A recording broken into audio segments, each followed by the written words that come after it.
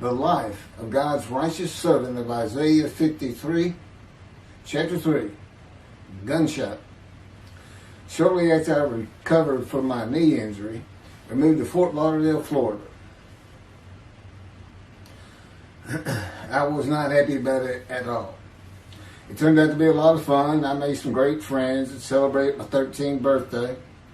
My only injury in Florida was having my front teeth shattered and knocked out, requiring caps, which was more of an ordeal than I would have imagined.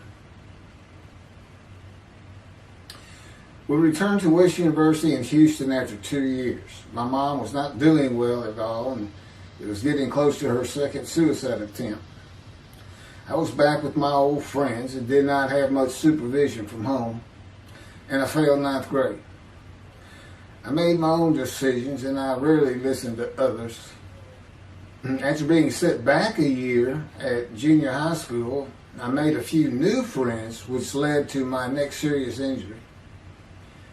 My best friend was a Spanish Italian whose father was from Sicily. And he kept a machine gun and a violin case in his office at the restaurant he owned, where his son and I were waiters. It was called The Godfather. My friend was the best pool player I've ever known or played with. An absolute natural. I will call him Antonio, but that's not his real name. Antonio's girlfriend was a Jewish girl. I will call her Rebecca, but that is not her real name. Antonio was a Catholic Christian. Rebecca did not practice Judaism, and Antonio did not go to church. I was a confirmed atheist, and we never talked about God or Jesus. Rebecca's father had foreclosed on a ranch about 8 hours from Houston outside of LaGrange, Texas, Fayette County. LaGrange was famous for the Chicken Ranch, which was an illegal brothel that operated from 1905 until 1973. The business served as the basis for the 1973 ZZ Top song, LaGrange, and the Broadway musical, The Best Little Whorehouse in Texas, as well as its 1982 film adaptation. T.J. Flourney was known as the meanest sheriff in Texas. In the coming weeks, I would be interrogated by him outside of Shock Room 3 at Dental Hospital in Houston. This is an excerpt about him from an internet article. It was the most one-sided Texas battle since the Alamo, as 100 citizens watched disbelievingly in the dusty little town of LaGrange, their beefy sheriff, T.J. Flourney, reached into a black 1975 Continental Mark IV and began to shake, by his $300 suit, Marvin Zindler, the star consumer crusader of Houston, Texas. That's from People, June 17th. Next, the sheriff tore off Zindler's blue-white toupee, waved it in the air, and then finally ground the rug under his cowboy boots. Behind Flourney's fury was the fact that on Zindler's last assignment in LaGrange 18 months before, he had filmed an expose, which resulted in the closing of a critical part of the local economy, the Chicken Ranch, a legendary body house. Antonio, Rebecca, and I first went up to the ranch in the summer of 1975. There was a small ranch house and small lakes with horses roaming around loose in pastures. We decided it'd be fun to try and catch one of those horses and go riding. The next time we went to the ranch house was in Rebecca's father's Mercedes-Benz. Two-door convertible Mercedes-Benz. I sat on the hood of that Benz with a lariat while she tore through fields trying to run down a horse for me to rope. Horses could turn too fast, and we never got close enough for me to rope one. What we could and did do on the next trip was bring guns. a 30-30 rifle, shotgun, and two 22 caliber pistols with holsters. As a backdrop, Antonio and Rebecca had broken up as boyfriend and girlfriend, and her attention had turned to me. I did not believe that caused any friction between Antonio and me, but it should have. It did not seem to be a source of animosity of Antonio towards me in any event. On October 5, 1975, we were all back at the ranch having a great time. Tony and I were shooting at cans with our pistols and practicing a quick draw from the holsters. We were standing shoulder to shoulder about 3 feet apart, and he was a little forward of me. Rebecca came up behind us, between us, and said she wanted to shoot. Antonio passed his gun to her, and it fired when it was going by me. The bullet went on a straight line through my bladder, intestines, and colon from the front right and lodged in the back of my left buttock in my backside. I could see the trajectory in my mind. I fell to the ground, and Antonio fell on top of me, rolling me over and over. I think he was looking for an exit of the bullet. I told him to get me to a car and get to a hospital. Felt like Babe Ruth had swung a bat up between my legs. I never once thought of God. On a big ranch, there are several gates for different sections of land and different purposes, usually with chains and a lock. When we got to the first one, I told Antonio, drive through it. I told him to ram it. I knew I was dying, and all I could think of was, you have got to hurry. I didn't panic, but I had never been so afraid and had never felt fear like that again to this day. Sometimes I think I have forgiven Antonio for accidentally shooting me, but I have not and cannot forgive him for stopping at those gates. I'm still mad about it. I was seriously angry at him. We got to the LaGrange Hospital before noon on a Sunday. They had to call the doctor to come in. I asked the nurse for something for pain, and she told me my vital signs were too low. That if she gave me a shot of morphine, I'd drop dead right there. It would kill me. No pain medication. The doctor came and looked at me and said there's nothing they could do there.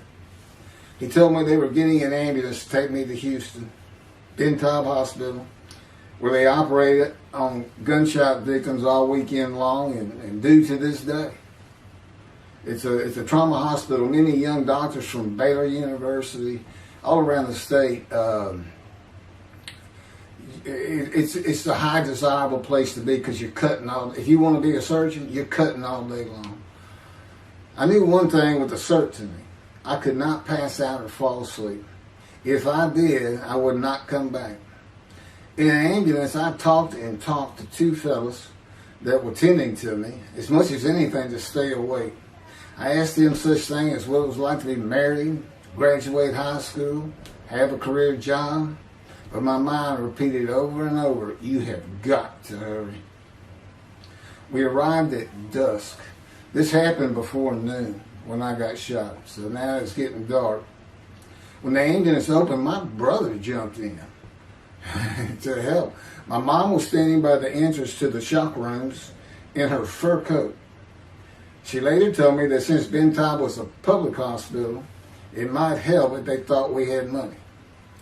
I didn't see my dad, but my sister told me later, the whole way to the hospital, all he could say was, to God, please don't take my boy from me.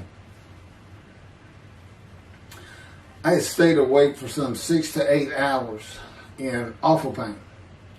They took me to shock room 3. It was filled with people giving orders and very loud. On the table, the nurse told me she had to put her finger in my bottom, which embarrassed me. And I raised up like a sit-up and saw nothing but blood rushing from my bottom onto the table. You have to hurry is all I could say. They finished prepping me for surgery and rolled me to a hall in a line of others awaiting surgery. Then someone was saying my name, and I opened in to see T.J. Forney, Sheriff of LaGrange. He wanted to know if I'd been shot intentionally, what we were doing at that ranch, did we have permission to be there, and et cetera, et cetera. I told him I thought it was an accident and to leave me alone. I never saw him again. I didn't have to wait long. The orderlies bypassed everyone in front of me and took me to surgery. I awoke in a large room with about 10 beds on my side of the room and 10 beds on the other, with other patients, and I could hear moaning and crying here and there. It took a few moments to remember what had happened and why I was in there. I fell back asleep, and when I awoke, my dad was telling me he would have me out of there into a private hospital as soon as possible. It was the next day when they transferred me to the Methodist Hospital in the medical center, where they had operated on my knee, and I had spent weeks there. I had a hose with a bag coming from my bladder and a colostomy, an opening called the stoma, which is your intestine on the outside of your abdomen, with a bag over it for going to the bathroom. I was out of danger from dying, but still very weak, and I needed to gain some weight. The track team was already getting together, running distance and cross-country workouts provided by the coach, preparing for track meets in the following school semester. I lived about a half mile from the high school. The day I got home, I walked to look at the track. It did not seem possible I could get back in shape. I was afraid to cross the roads to the school. I could not even trot to get out of the way if a car came my way. My insides felt like jelly, and I had been warned that too much physical exertion in the first 10 days could cause a stomal hernia and my intestines to start extending from my body. I was homeschooled for the rest of the semester by a private volunteer tutor, and passed classes I probably would have failed. The beauty of that gunshot was that it changed me. I was never going to graduate high school, having failed so many classes. So I set up night school classes for the next and my last semester of high school. I was 18, soon to be 19, and a senior.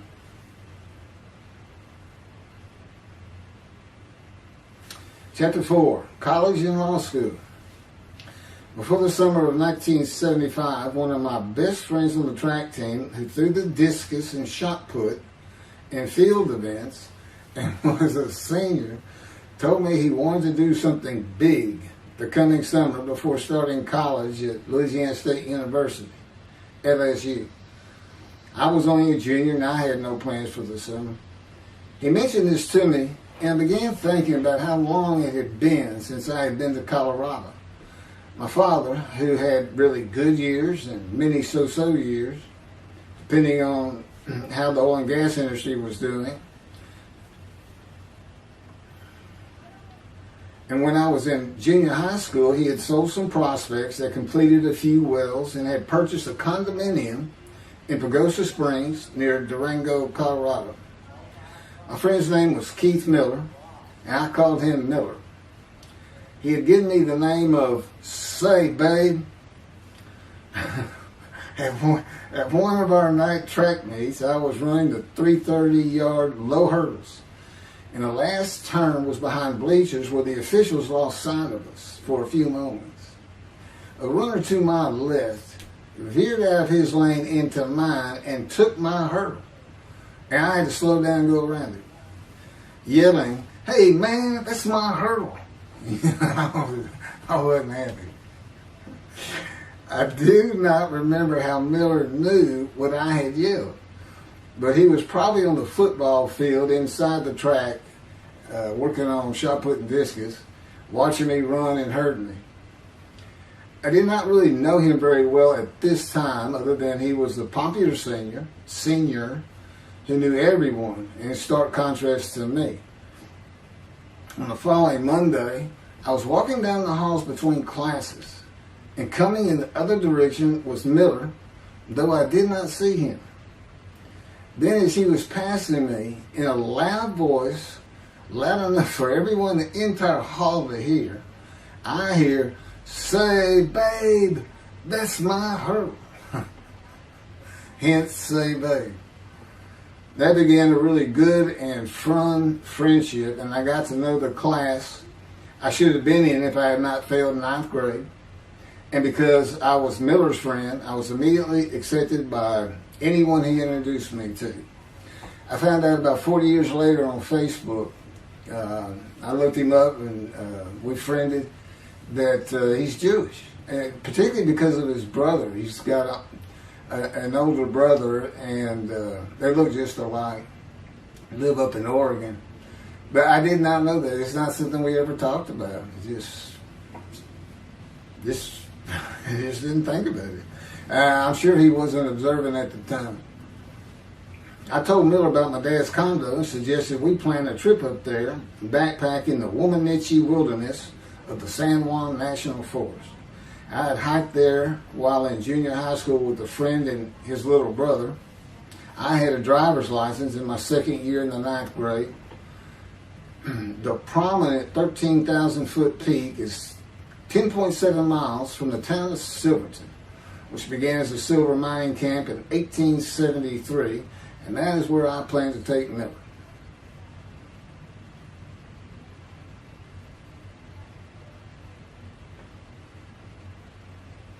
So Miller and I take off. We use his car. As I said, he was getting ready to graduate, and his dad had bought him a Toyota. I can't remember the name right now. My dad's condo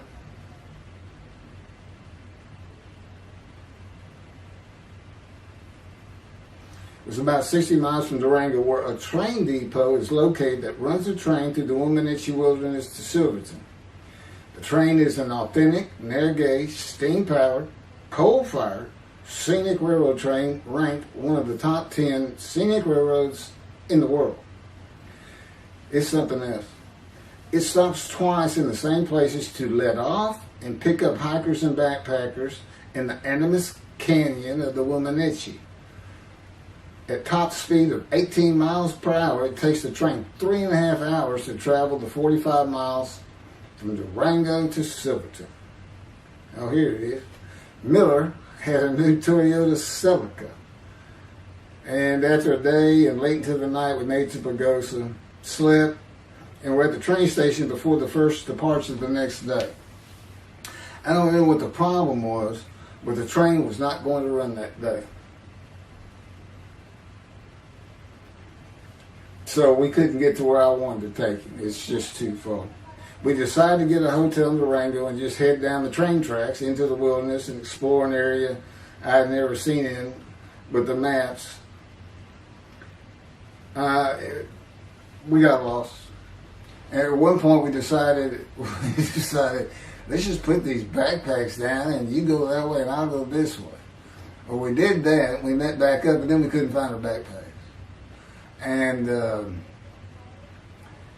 we did finally find them. We slept that night, and we had a big black bear episode because we had left some food out on the ground, which we shouldn't have done.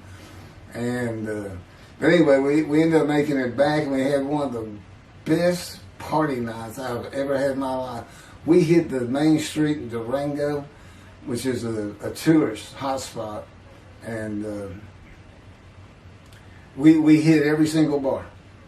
You could drink at 18 back then. It wasn't 21 as it is today. And we did. We made sure it was like a go. Okay, let's go to every one of them, have at least one drink, shot of whiskey, Boilermaker, beer, whatever. I can't really recall other than I knew I had been drinking the night before when I woke up. But we did. We hit both sides of the street. I don't know how long it took us and how many drinks we had, but we just had a lot of fun.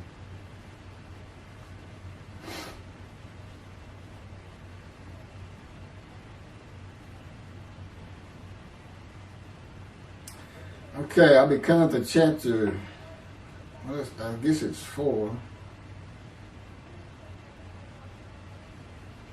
I don't know. I thought I was coming up to the cancer story, but this is different. This is getting into alterations while at school.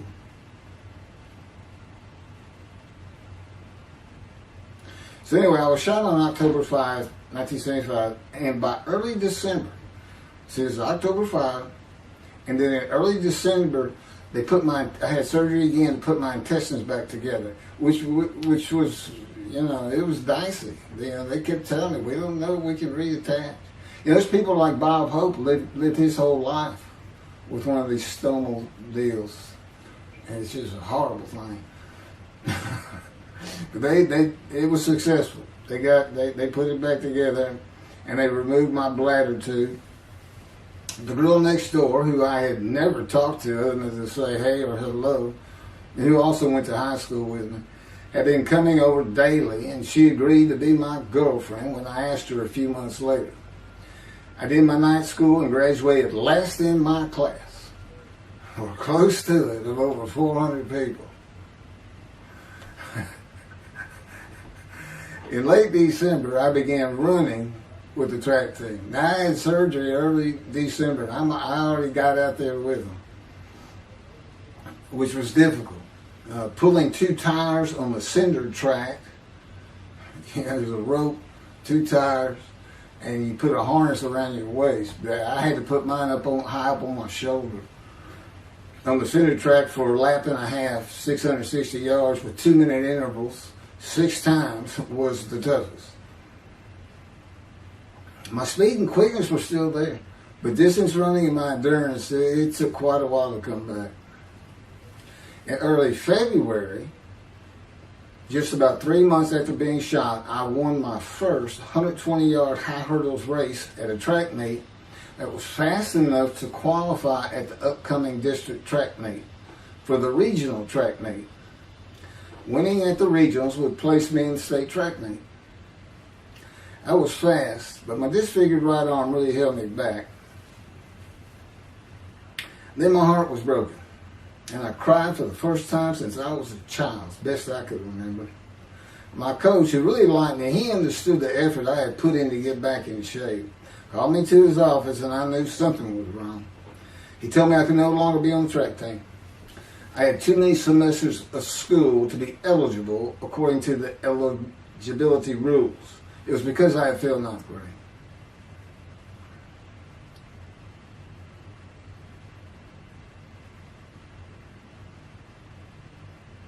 And of course, I had no one to blame but myself. Skipping school all the time, just not trying or caring about learning was why I failed. I was not lacking in intelligence and common sense, as many people thought of me. I could and often did read a complete science fiction paperback book during the school day. One day. I get them from my brother. I just sat in the back of each class and read my book, and the teachers always left me alone. I also was suspended from school a couple of times for fighting. First fight was in the gym in the bleachers with the principal on the floor telling us the do's and don'ts for the second semester of the 10th grade. This is 2 years before I was shot. I found out he already knew me by name, and I had never talked to him. The second fight was with the same guy, but this time we took it across the street from the school. He had about 10 of his friends, and I, being pretty much a loner, I had none. They were African American, bused into school from neighborhoods far away. And I just didn't understand them, or know why they even talked to me with words I did not get, like word, or say, man, can I hold $1?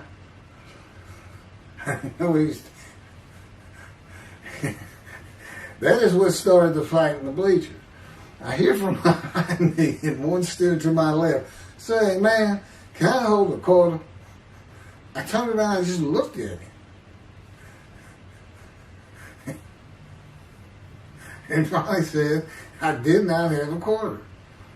Ordered with the principal, I undid my ponytail. Mind you, he's sitting right behind me, and I'm well aware of that. And I brushed my long blonde hair and then reached into my pocket for some chapstick for my lips. When I pulled my hand out with the chapstick, turned out I did have a quarter. Then from behind me, I hear, "Say, man, you said you don't have no quarter." To which I replied, turning around, "I don't have a quarter for you." The next part is kind of hazy. But I do know I grabbed him by the front of his shirt and threw him down the bleachers onto the students sitting below me. That is when the principal yelled my name and told me to go to his office. The next day, the guy and his friends were waiting on me when I got to school, and we fought across the street. The principal had told me not to get into any more fights, and this is the fight I got suspended for. I remember being in, after my suspension, being in the men's room smoking a cigarette in a stall, and a group of African Americans came in, and they were talking about the fight. What I remember was hearing, "That white boy went Muhammad Ali on him." My favorite fighter. I even saw the Ali-Foreman fight in Kinshasa, Zaire, live in the Astrodome in 1974.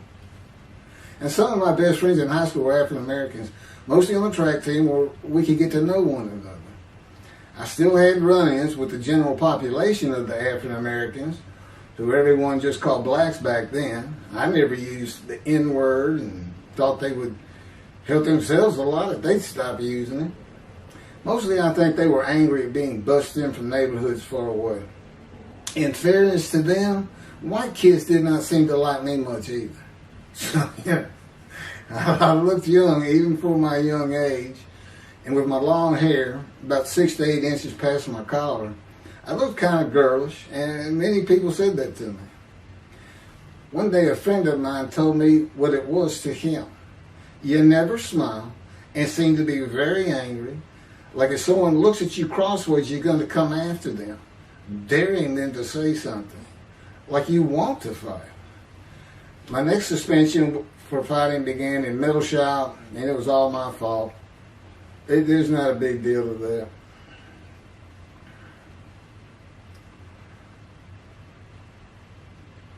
The last fight I was ever in came right before I was gunshot at the ranch. The accident really changed me and the way I looked at life. I never got in another fight after I got shot. It took some of the fire out of me.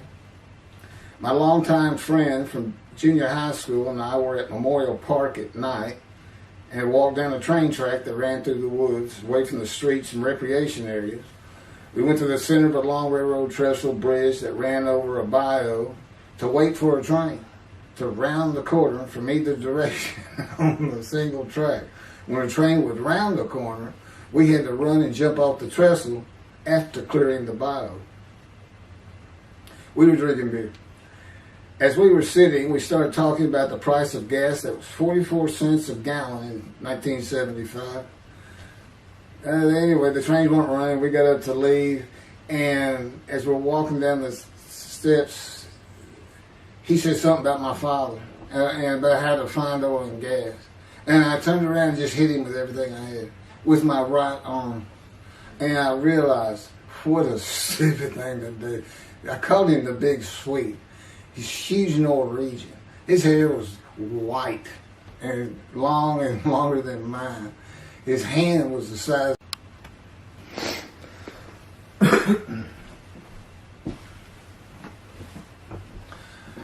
And I had nowhere to run. That was the really dumb part about it. I mean, I couldn't move. I couldn't use my quickness. I couldn't box as I had with the fellow across the street. And he just took one big swing. He's very athletic. Coaches all wanted him on the high school team, but he didn't want to. Football team. And but anyway, he hit me just one time. That was the whole fight. It was just 2 hits. My measly hit with my right arm. I was fast, and I hit him where I wanted to hit him. Well, I say that. I didn't even think about it. But he just about knocked me senseless. I mean, I saw red. And so anyway, that was it for our friendship. We just, although after I got shot, he and I got back together a little bit. But by that time, I had met Denise next door, And I wasn't going to be going out drinking beer at the trestle anymore. I was going to get serious, and that's when I set up my night classes and everything. The big Swede.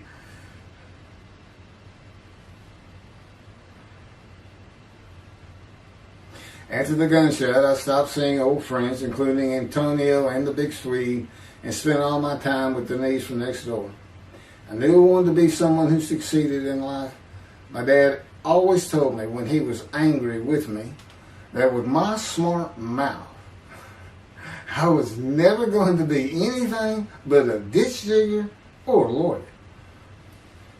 While he said lawyer in a derogatory way, he got me to thinking I'd like to be a trial lawyer. I had to get into college first, and the only school I wanted to go to was Texas A&M University. Anyone who had ever known me would tell you that I was not even close enough to being smart enough to go to any college, much less Texas A&M. I would tell you I had never applied myself to the task of learning. Texas A&M denied my application. I called them and pleaded and argued, and finally admissions said that if I came for the summer semester of 4 classes and maintained a B average with no fails, they'd let me in. I did it, barely. I almost failed calculus. I got a D. Just a quick thing on Texas A&M, because it relates to World War II, which always makes me think of the Holocaust, and how many Aggies were involved in that. Texas A&M enrollment began on October 2nd, 1876, and admission was limited to white males, and all students were required to participate in the Corps of Cadets and receive military training. Many Aggies served in the military during World War II, with the college producing 20,229 combat troops.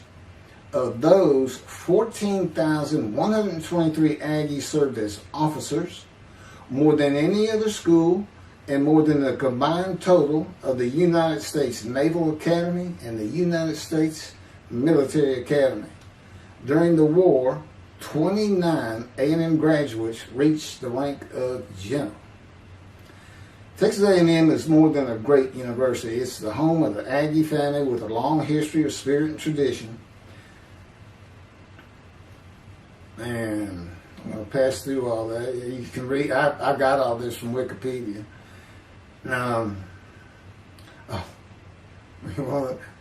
Like Notre Dame, it's a school full of tradition, especially notable at football games and in campus life, drinking beer at the Dixie Chicken.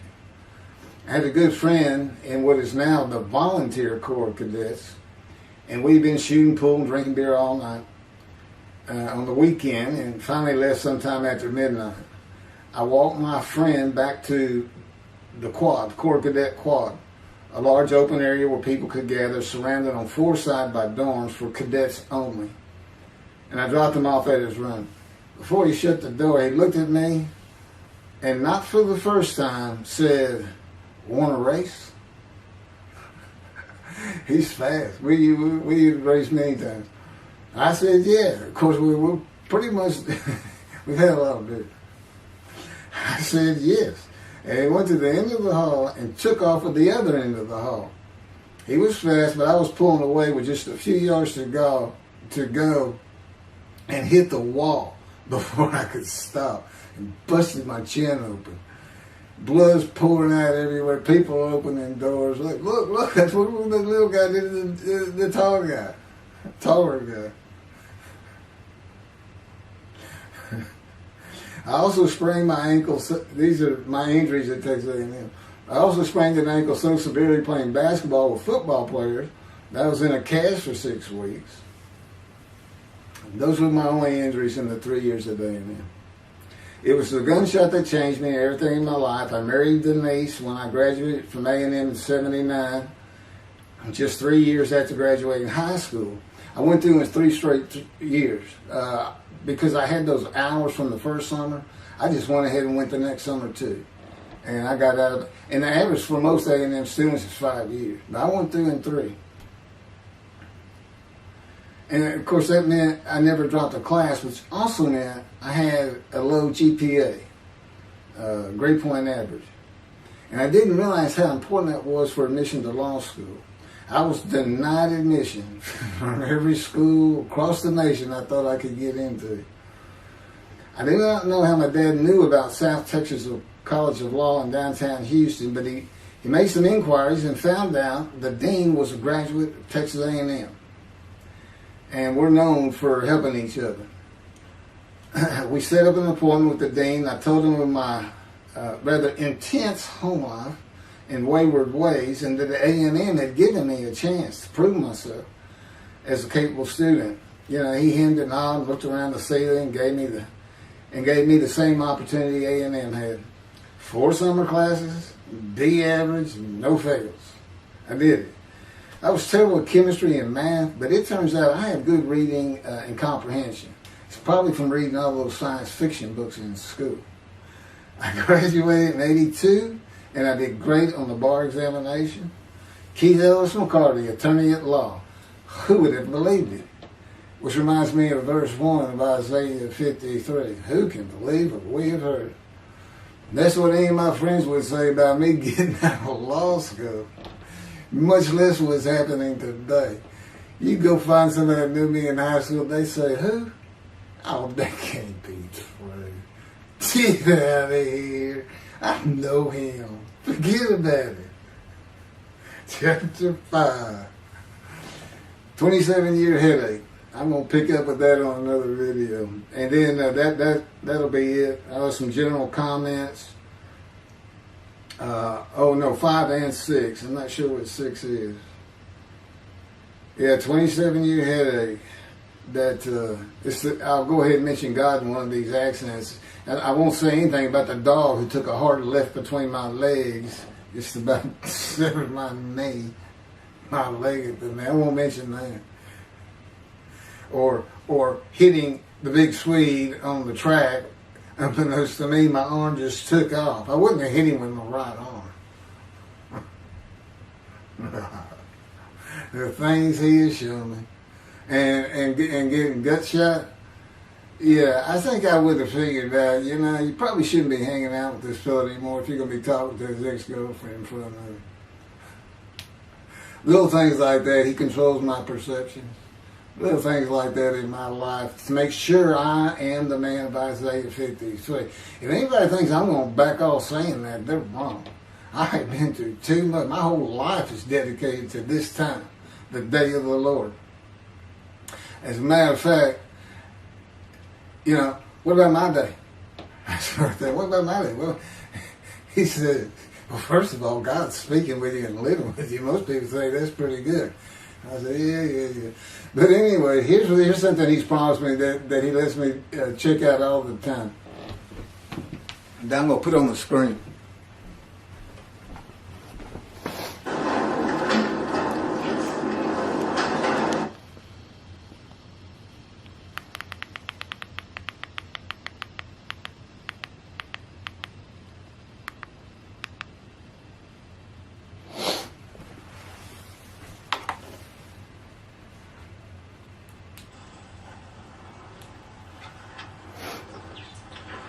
The Radiant GP Cycles, Shorties, Slip-Ons, Code Startup,